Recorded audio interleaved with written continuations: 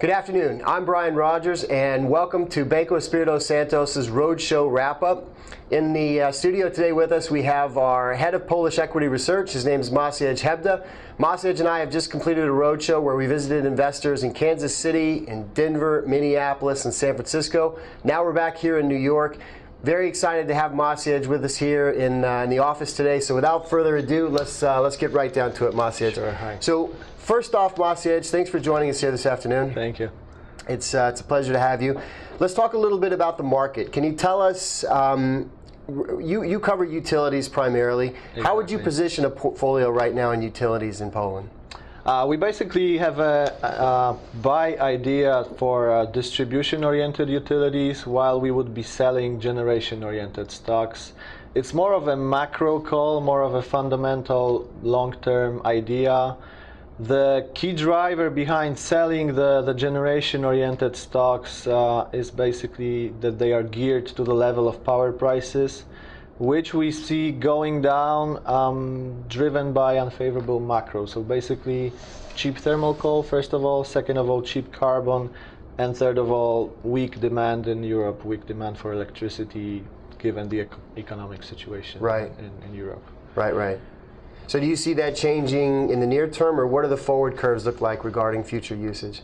I mean, basically, looking at German power prices, which are basically a proxy to the Western European markets, we see power price forwards at about 48 euros per megawatt hours for the next 3 to 4 years, which means that the market isn't expecting any growth in power prices. Virtually no growth in demand. So I would say that the macro environment would be quite unfavorable for generation-oriented utilities, and you would be looking at negative earnings dynamics for another 2 or 3 years. Gotcha, understood. So speaking of your German, the German peers, compare, if you would, the Polish utilities with some of its European peers in terms of leverage, in terms of multiples, in terms of dividends, things like that. Sure. Basically, first of all, the Polish or the Central Eastern European utilities have been trading at a discount to European or to German peers, and that's not changing. So basically on PE or EV/EBITDA multiples, you're looking at a 20+% discount, which is basically, I think it's driven by the fact that the Polish utilities are facing some CapEx programs. So you're looking at growing leverage going forward. The balance sheet situation might be a bit more demanding in the next years, but we still argue that it's not a major risk. Earnings dynamics should be quite attractive for the distribution-oriented stocks given the regulations.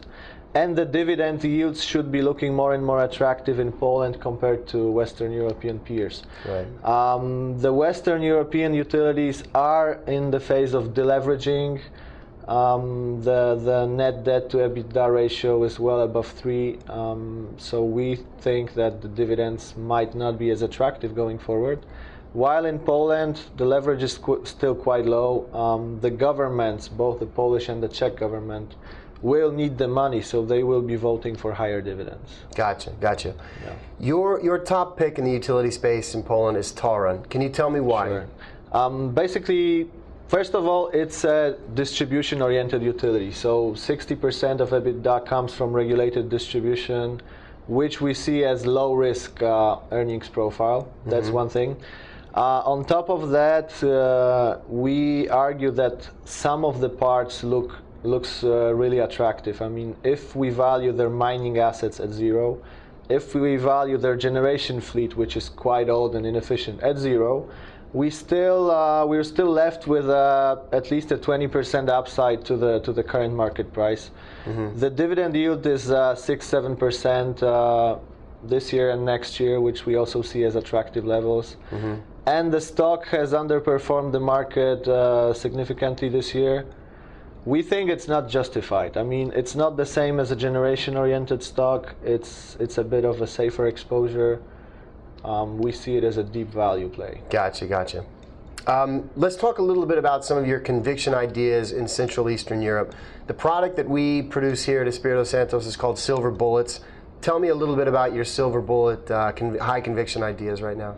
Sure. We basically just published our 3Q12 silver bullets with 6 buy and sell conviction ideas. Utilities aside, because 2 of those ideas are for utilities, I would highlight PZU, which is our conviction buy. It's the largest insurance company in the region. Mm-hmm. It's trading at a discount to the Polish banks, that's one thing. It's trading at a discount to the Western European insurance companies, while you do have completely different exposure. I mean, PZU has absolutely zero exposure to Spain or Italy or Greece in terms of their bond portfolio. It's mostly Polish government bonds, mm-hmm. which we perceive as sort of a safe haven compared to some of the Eurozone countries. The dividend yields are quite attractive. We expect 9-10% yields over the next few years because of the excess capital that might be paid out. Mm-hmm. The earning dynamics is there. The stock has outperformed the market, and we believe it will continue. Great. As we sort of wrap up here, let's talk briefly about Poland in general. What can you tell me about the consumer? What can you tell me about industrial demand right now, or the PMI data? And maybe a little bit, if you want to talk about the government. What's your views on the government? Are they helping things right now, making things worse? What's the government situation? Sure. So maybe just starting with the GDP dynamics, comparing it to Western Europe. GDP in Poland last year, it grew by 4.2%. This mm-hmm. year, we would expect around 3%. Probably, given the PMIs and the industrial output numbers which came out recently, they're not so good. So we might be facing some slowdown in the second half of this year or next year. Mm-hmm. But I would still see growth in the range of 2-3% a year, which mm-hmm. is much more attractive than in Western Europe. Sure. In terms of the driving forces of the economy, I would say it's the consumer. We have a 40 million people internal market, quite strong. Consumer is still not as leveraged as in Europe in terms of mortgages or consumer finance. Mm-hmm. So there's still a lot of potential there. The earnings power is growing, so there's an interesting convergence story, I would say, which we see as a long-term occurrence. And in terms of the government, they've been quite active in trying to maintain a low budget deficit at around 3% of mm-hmm. GDP. Basically, the privatization is one of the big issues right now in Poland. Mm-hmm. That's one of the ways to support the budget.